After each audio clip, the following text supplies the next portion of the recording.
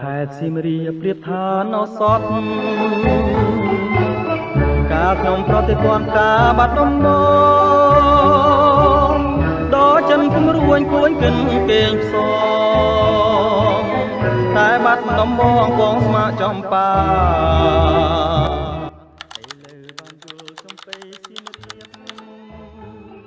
ជំរាបសួរសួស្តីមកបងប្អូនគ្នា Welcome back to my vlog ចឹងសម្រាប់ vlog ថ្ងៃនេះផងដែរគឺយើងទៅសៀមរាបហើយខ្ញុំអត់បានថតមុនពេលដែលខ្ញុំចេញទៅអ្នកនរគ្នាខ្ញុំទៅដល់សៀមរាបខ្ទង់ម៉ោង 4 ល្ងាចទៅនឹងធ្វើការផងហើយជាមួយនឹងដើរលេងខ្លះៗហើយអ្នកនរគ្នាអញ្ចឹងក៏អត់សូវបានដើរលេងមែនដែរគ្រាន់តែថា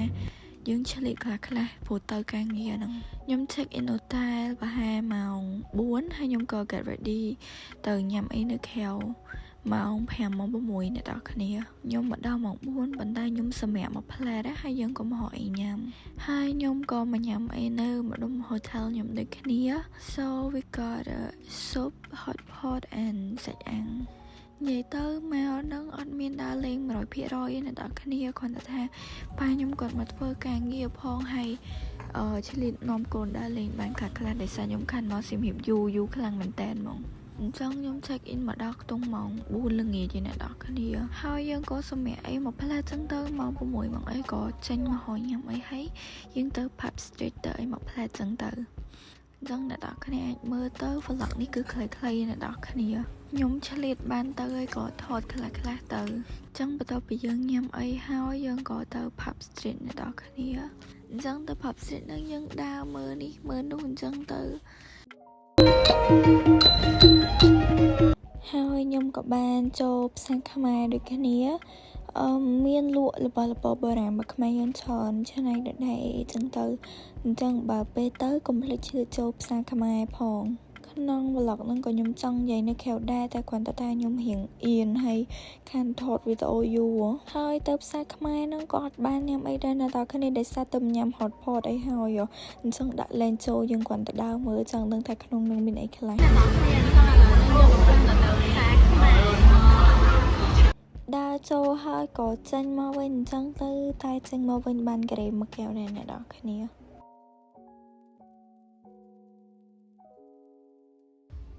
កាមេរ៉ា woman នឹងវល់តែអ្នកនរគ្នាដោយសារលើកដំបូងឥឡូវហ្នឹងយើងកំពុងតែនៅ pub street ច្រឡំ pub street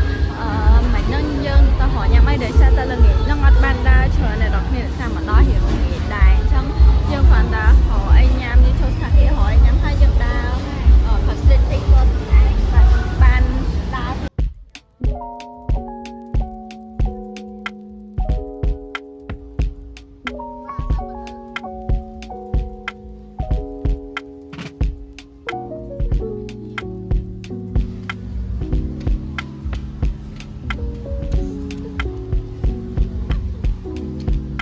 និយាយទៅកាមេរ៉ា woman zoom ក្តារមុខប្រហើយបន្ទាប់ពីចេញពីផ្សារខ្មែរខ្ញុំក៏ឆ្លៀតចេញមកមើលស្បែកឯបន្តិចទុកពាក់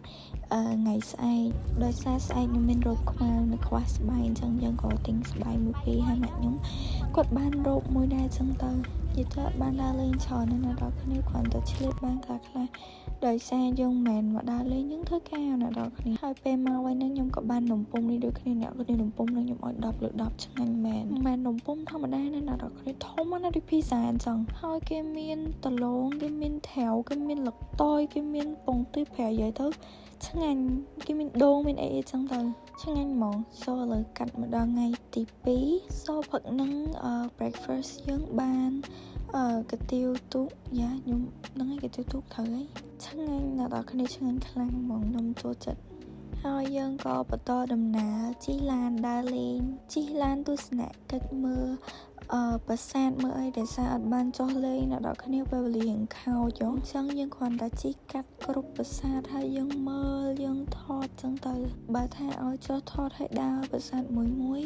ខ្ញុំអត់មានពេលលោកអ្នកដល់គ្នាដោយសារប៉ែគាត់បញ្ញាប់ការងារអញ្ចឹងយើងរៀងបញ្ញាប់ដែរកំពិតគម្រោងទៅព្រោះនឹងថាចង់ទៅតែងបុរាណតែចុះឡើងដោយសារយើងបញ្ញាប់អញ្ចឹងយើងអត់បានតែងអីទេចាំមើលលើក្រោយយើងដាក់កម្រងមកដើរលេងមែនតើអ្នកនរគ្នាតែនេះយើងបញ្ញាប់ដែរអញ្ចឹងយើងអត់បានដើរលេងអីច្រើនទេបានគ្រាន់តែជិះមើលប្រាសាទជុំវិញហើយខ្ញុំស្ដាយមែនតើអត់បានចុះថតណាអូខ្ញុំស្ដាយខ្លាំងហ្មង តែមិនអីយើងមានពេលក្រោយទៀតអញ្ចឹងចាំពេលក្រោយអញ្ចឹងអ្នកនរគ្នាទស្សនាមើលទេសភាពក៏ប្រាសាទយើងលេងទៅហើយខ្ញុំក៏បានចង់មកថតតាមផ្លូវទីទៅប្រាសាទដូចគ្នាដោយសារផ្លូវនឹងរៀងស្ងាត់ដែរអ្នកនរគ្នាអញ្ចឹងយើងក៏ចុះថតអីបន្តិចទៅយើងមកទីលានចូលដំរីហើយប្រាសាទផ្សេងទៀតអូយទៅខ្ញុំទៅចំណុចតែខ្ញុំនៅតែស្ងើចស្នាដៃបុព្វបុរសខ្មែរយើងនិយាយទៅគឺថា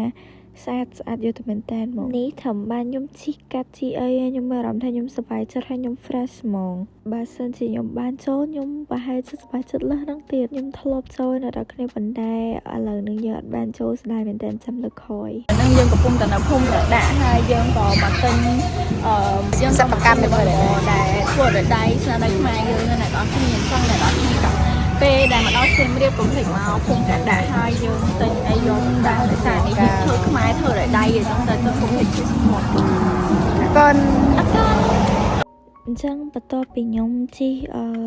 មើលប្រាសាទច្រើនខ្ញុំក៏មកភូមិប្រដាក់មកហៅមើលទិញនំអាកោថ្នោតហើយក៏ហៅមើលទិញអីទុកតាំងពេលចូលឆ្នាំនៅអ្នកនរគ្នាអញ្ចឹងបើអ្នកនរគ្នាបានមកសៀមរាបហើយកុំភ្លេចមកភូមិប្រដាក់អស់អ្នកនរគ្នា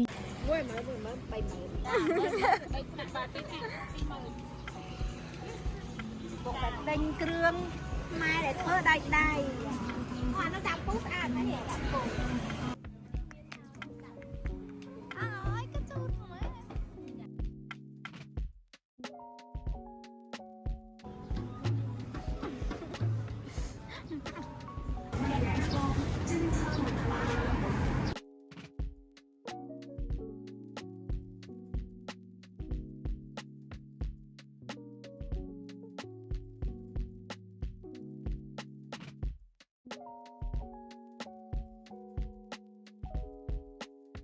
ចឹងមិញខ្ញុំបន្ទាប់ពីយើងទិញអីហើយខ្ញុំក៏មកទិញនំអាកោថ្នោតអ្នកនរគ្នាឆ្ងាញ់មែនតើនិយាយទៅឡើង creamy ហើយពេលញ៉ាំទៅខ្ទិះនៅចេញមកអូយខ្ញុំសត់អូយខ្ញុំអត់ដឹងនិយាយថាមិនដឹងទៅថាឆ្ងាញ់ចឹងមែនតើគាត់ដងខ្ញុំមិនទិញកន្លែងនេះអ្នកនរគ្នាប៉ុន្តែខ្ញុំទិញកន្លែងនេះលើកហ្នឹងហើយខ្ញុំលើកខខ្ញុំទិញកន្លែងហ្នឹងទៀតដោយសារឆ្ងាញ់មែនថាកន្លែងផ្សេងអត់ឆ្ងាញ់ទេអ្នកនរគ្នាកន្លែងផ្សេងក៏ឆ្ងាញ់ដែរនិយាយទៅឆ្ងាញ់ទាំងអស់ហ្នឹងតែគាត់ថានេះដាក់ហើយខ្ញុំមានអារម្មណ៍ថាអូ so good មែនដែរនិយាយទៅគឺឆ្ងាញ់នំខ្មែរឆ្ងាញ់ខ្លាំងចឹងបាត់ទៅហើយកុំភ្លេចទៅភូមិប្រដាក់ហងឯងចឹងបន្ទាប់ពីខ្ញុំទៅភូមិប្រដាក់ហើយប៉ាខ្ញុំក៏បញ្ចប់ការងារនៅសៀមរាបយើងក៏មិនញ៉ាំអីខ្ញុំមិនស្គាល់ឈ្មោះហើយខ្ញុំភ្លេចបាត់ហើយអ្នកនរគ្នាគាត់មានបាញ់ឆាវមានម្ហូបច្រើនទៀតអ្នកនរគ្នាប៉ុន្តែម៉ាក់ប៉ាខ្ញុំគាត់ចូលចិត្តញ៉ាំនឹងគាត់ញ៉ាំបាញ់ឆាវចឹងគាត់ក៏ហៅបាញ់ឆាវហើយនៅម្ហូបផ្សេងទៀតអ្នកនរគ្នាតែខ្ញុំអត់បានថតចឹងយើងក៏ញ៉ាំអីនៅនឹងដល់ម៉ោង1ម៉ោង2ម៉ោង3បើខ្ញុំទៅផ្ទះវិញអ្នកនរគ្នា So vlog មកយប់2ថ្ងៃរបស់ខ្ញុំគឺចាប់តាមនឹងឯអ្នកនរគ្នានិយាយទៅមានអីច្រើនទេបានប៉ុណ្ណឹងចាំពេលមានលើកខលខ្ញុំថតទៀត So you guys កុំភ្លេចជួយចុច like subscribe អ្នកមួយផងចាំចេញវីដេអូឲ្យច្រើន Bye bye I love you